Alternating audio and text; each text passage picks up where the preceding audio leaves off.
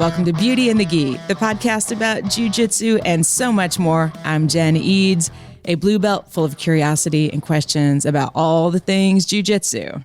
I'm AJ Klingerman, a Brazilian Jiu Jitsu black belt, obsessed with Jiu Jitsu.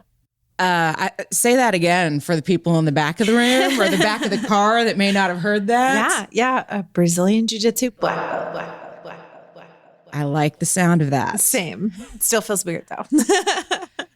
And we're going to do an entire episode on that. So stay tuned. If you've not subscribed to the podcast already, make sure you hit that follow or that subscribe button. Look at that. Work that plug in there seamlessly. Right in. Nice job. Yeah. I mean, if I could just only integrate some of my jujitsu new moves as seamlessly, if I could take those things that I learned at camp this weekend and seamlessly put them into my game, which is actually what we're going to talk about in this episode. We did the last episode about, you know, if you're going to camp or a seminar, like how you can kind of go into that to get the most out of it. And now, after having been to Roll Model Grappling Camp this past weekend, my brain is full of so much jujitsu and stuff and joy. Yes. Because it was super fun. But it's like now that I'm out of that and I've got a phone full of video, I've got a notebook full of notes, but how do I actually take those things and start incorporating it into my game? Yeah. Okay. So, I mean, one of your goals for the weekend was to get one thing out of each seminar. Yes. Let's start with, do you feel like you did that? I do feel like I did that. Great. Yeah. So in your notebook, kind of just like starring that one thing so that when you're trying to get that one thing going, when you're on the mat, like in between rounds, you might go back to your notebook and be like, what did I miss on this? And you can read through those notes really quickly. Oh, you have. I mean, actually, as we were being taught, oh, and there comes the AC, just in case we don't get that cleared out. Right. Yeah, because it's hot. Air, Because it's hot in Indiana. Yeah, I was like, okay, what's the one thing? And a lot of times I found that it was more of a higher concept thing. Mm-hmm. And it wasn't even necessarily related to the specific move, especially with Rachel's sessions and the way that she teaches. It was like, boom, boom, boom, star this, and plug it into a lot of different places. Absolutely. Rachel's great with concepts. Mm-hmm. And I'm glad that you could get a lot out of that. Because I think as a higher rank, that those concepts are very helpful, like hearing those. I often wonder, like, are the white belts, are the younger blue belts, and I don't mean in age, I just mean in time in. Experience. Yeah, exactly. The baby blues. Are they understanding those concepts? Like, are they really like absorbing them? Because I do think that it's very helpful. It's so helpful for me to see that, because it's very easy for me to get wrapped up in the, okay, my arm goes here and my foot goes here, but not necessarily thinking end game, what I actually want to accomplish. And the other thing that I starred from Rachel, and this was Thursday night, so this was even before camp, but she was talking about, as she starts to pass, like she's already thinking about the submission that she wants, not just what position she's going to. Right. And I was like, oh, look at that. Yeah. It's that game plan, right? It's exactly. Where am I going? What am I, why am I going to side control, or why am I going to mount? Right. What would I be there for? Like, are we just going for points? Are we going for a submission? Yeah. That's fantastic. So that was very helpful to my little baby blue belt brain. Yes. Although, I don't know. I mean, I guess you're still kind of in that baby blue, but how long have you had it now? Since the end of November, beginning of December. Okay. So it's still fairly new. It still feels new. Yeah. So that was one of the things that I got. So another thing that I got from Rachel, and it's one thing to hear Rachel talk about something. It's another thing to feel her do it to you and actually have the joy of her driving her head into your jaw. I mean, it's almost as fun as your S-mount. This was actually during Dominica's session, but Rachel was nearby and we'd asked her to come over and help us a little bit. And I have not in the past been very good about using my head as another point of contact. That is very much drilled into me now that it has been drilled into my body It was literally physically drilled into you. It was. I'm like, thanks. I won't forget that now. Yeah. We'll stick with you. Yeah. I would say like I'm very impressed because we rolled Tuesday after camp and just like seeing you hit multiple things from camp. I was like, oh, nice. There you go. There's camp move. That's awesome. So I think you really did take to heart trying to put something from each section into your game and actually trying to put them into your rolls. So, yeah. And I feel like I don't feel pressure to be like, oh, I've learned all these things. I've got to be able to do this now. But I feel like I'm still trying to figure out exactly what my game is. And so it's so cool at camp to get to see all of these different, styles and different guards and different passes and all of these things and get a better idea, especially like when you are drill for 2 hours. It's different than just doing it in class one day and getting some drills in and then doing rounds and trying to hit it. It feels like it gets more in your body because we drill it so much. I thought all of the instructors did a phenomenal job of kind of building on like, we're going to start here and we're going to do these 2 things as part of this move. And then they continued to build onto it. And one thing I did find myself doing was like, by the time they got to the 4th thing, I was like, my brain is done. Yeah. I'm not taking any more video. I'm not writing down notes. I'm watching it, but I'm not going to overwhelm yourself. Yeah. And we talked about that in the previous episode, kind of knowing when you've reached that maximum capacity in your brain.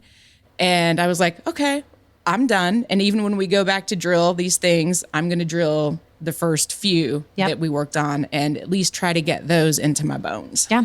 And you're like, your partner can do all of them. Or your partner maybe is just doing the first 2. Like it doesn't really matter. It just is that you're continuing to work those things. Yeah. So that was really helpful. Okay. So you also had a goal to make a new friend every day. How'd that go? That went really well. Good. I made a friend on Friday. I made a friend on Saturday. Sunday, I wasn't like really trying to make friends because I was tired. Yeah. But I feel like I made multiple friends over the course of the weekend. So that was really nice. And thank you to everyone that came up and said either something really nice about the podcast or they're like, hey, I'll roll with you because I know you're trying to hit that number. And that was so helpful. And I think just putting that out in the last podcast was one of those little things that kind of set me up to actually be successful because I got my 2 rolls with friends I didn't have yet on Friday. Good. And then Sunday I only got my 5 in because Claire at the end of her session. Thank God for her. I know. I'm so grateful. That's the only reason I hit that number. And I thought, what a cool thing to do just for her to say, okay, a lot of you all don't have the opportunity to roll with this many women at your schools or, even when you compete, there may not be that many that actually show up. So why not take advantage of it? Yeah. And get some rolls in. So I really appreciated her doing that.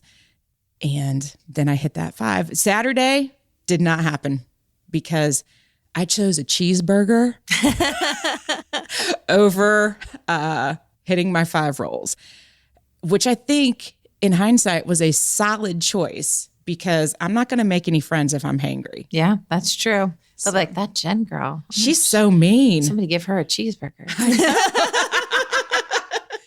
So I'm just going to throw this out there for any future camps or events where you might see me. And if I look a little cranky, just get me a cheeseburger and we're good to go. That'd be so funny. I just picture all these ladies coming up like with cheeseburgers. You're going to look like the Hamburglar. Or candy bars. Candy bars work too. Yes. Yeah, of course. So going back to Claire having us roll at the end was the only time I got to roll all weekend. So I did get in 3 rounds. Okay, good. During Claire's session. And that's it. Those are the only rounds I got all weekend. I did not hit my goal of 5. I was really trying for 5. It was just harder than we recognized, I think. I always have such high hopes for how much I'll get to participate. Risk or 2, because as soon as the session is over, people want to buy stuff. Right. And so we're like rushing over to the table to like sell things. And or preparing for the next thing or, so I think I just overestimated my ability to get things done. Shocking. I know, right? But yeah, so I got to roll with Risser and Emma and Des. So I did get a couple rounds with people that were not on our team. But yeah, I'm at least glad I got to get those in. Yeah, that's good. Do you have a favorite part of camp? Or what's something that really stuck with you? Ooh, stuck with me is different than favorite, I think. Yeah. I can see how that would be possible. Yeah. So we did this session in the kids' room.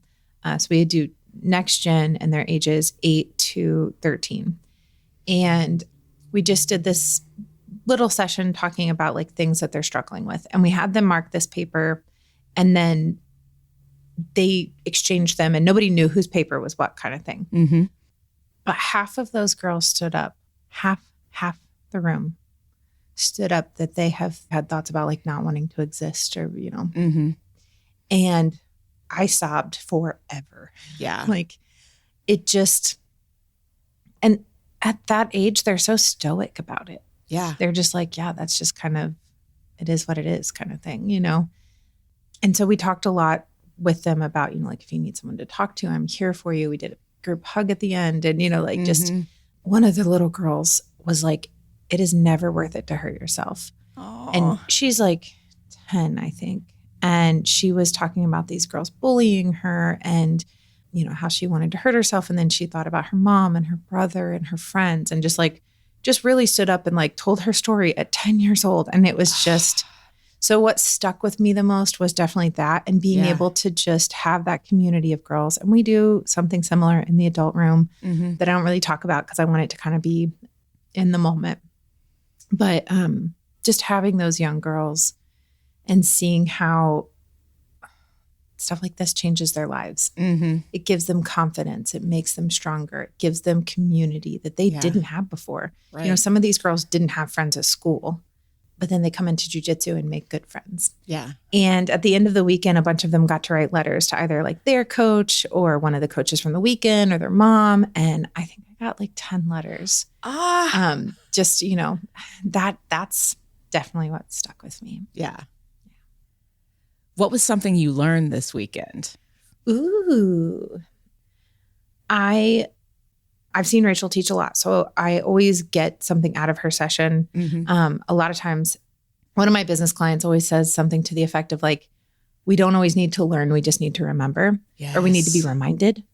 All the time. Exactly. And so with Rachel, there were some really good reminders in there for me because I do get the opportunity to learn from her a lot. So it was like, oh yeah, I need to get back to doing that kind of thing. I liked Dominica's frog. Yeah. I loved her warm-ups too. I really enjoyed how she did the warm-ups. That was very cool. And I really liked Claire's like kind of pass from single leg X. Mm-hmm. Yeah, good stuff. Yeah, it was all really good stuff. The 90s party was a blast. It was so much fun. And you did decide to do a lip sync? I did, kind of last minute. I thought, you know what? I can come up with one song from the 90s that I know most of the words to and can go up and just kind of act ridiculous. Exactly. And I did. And it was super fun. So it was great. Lenny Kravitz, American Woman. But for me, the highlight of lip sync was Nicole's Gwen Stefani. Yes. I mean, that was amazing. She raised more money herself because, okay, if you haven't heard, when we do the lip sync, we put out hats this time and you put dollars in to vote for the winner. And then all of that money went to Alzheimer's research. And Nicole raised more money herself than we raised last year. So that was really cool. And we raised over $2,000 altogether for Alzheimer's. That's incredible. Yeah. Yeah. So that's another thing that definitely is a highlight for me. Oh, for sure. Yeah. 90s party, so much fun. I even when everybody had left the party and I was like, dry mop. Well, I think Risser dry mopped and then we sprayed and then I mopped and I'm like dancing to all the songs still while I'm like mopping.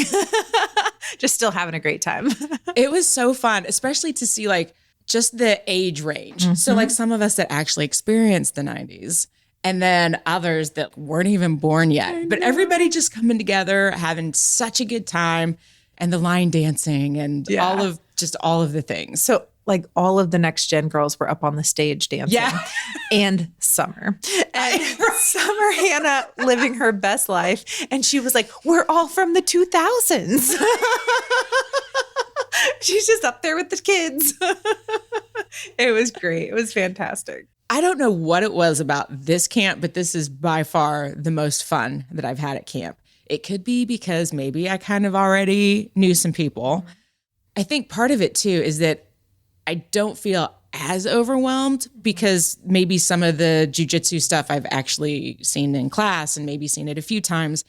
So it's like, I didn't feel stuck at the very early stages. Right. And I think that made it more fun because then I was like, oh, and I could start to see, it just feels like little pieces of the puzzle are slowly starting to come together, even though that was like 1,000-piece jigsaw puzzle that got dumped on us. Yeah. And, you know, I think part of it is intention. Right. Like you went in knowing what you wanted out of the weekend. And part of that is the experience. Part of it is making friends and all of that, not just the jiu-jitsu. Yeah. And then also knowing that you weren't going to have too high of expectations for yourself. You know, like you didn't go in thinking, all right, we're about to learn 12 hours of jiu-jitsu and I'm going to master it all in the weekend. Yeah. You're like, I'm going to get one thing out of each part. Yeah. Great. Done. I will also tell you that when I started rolling Friday night and it was no gi, which is like, yeah, I like the gi. I like to have some things to hang on to. Yeah. So I'm like, oh, I don't think I've done no gi since last camp because I never come to no gi class here. Maybe I need to change that, rethink that a little bit. So I was immediately like, well, there's no pressure here. Yeah. And I have never had so much fun getting beat up. Most everyone that I rolled with was probably younger than me, considerably. Yeah. Yeah. I just rolled around and had fun. Yeah. I didn't have any major expectations out of it. That's just perfect. Like, go That's get exactly. I had a number to hit and I just wanted to hit that number. And it took all the other stress away. I love that. Yeah. I didn't say, okay, your goal is to go out and beat up 3 women at camp. Right. That's the goal. Right. We're going to show them. Because anyone that rolled with me knows that isn't going to happen. That wasn't my goal. Same. That wasn't my goal at all. My goal was just to go out and have some fun and get some movement and break in the black belt a little bit. Do you know what else was super awesome? What? I was not the only, 50-ish blue belt there. That's great. Like we had I had my people. It was amazing. It was like these little unicorns got together. Here we are. Here we are. That's a thing. Like with 200 women at camp, you're going to find people that are, your same age, your same rank, your same size, whatever that you're not used to at your own home gym. Oh, and also shout out for the 90s party that Lori brought Laffy Taffy. Perfect. And I was like, she's my people. Yep. She's great. She's great. So do you have next year's camp planned already? I'm already in it. I am. We were planning it at camp. We were kind of planning it before. Of course you were. Like the next year's 10. I'm just real big on best one yet. Right. And you said this was your best one yet, so I've got to top it. But yeah, we are working on camp. All right. There you have it, friends. Anything else we need to include in this one before we wrap it up? I think that's it. Follow us everywhere. And we are going to do a better job of posting to Instagram. Like that is a goal that we have. Yes. We've now done some reels and we're going to do more. Yeah. Because we're learning all the things. Yeah. We're just trying to be everywhere you want to be. So you can find us on Instagram at Beauty in the Gi Podcast. I'm hanging out there at Brassy Broad Jen. I'm AJ Klingerman everywhere you go, and Roll Model Grappling everywhere you go. And we're on TikTok too. Yeah. Thanks for tuning in, and we will see you on the mat.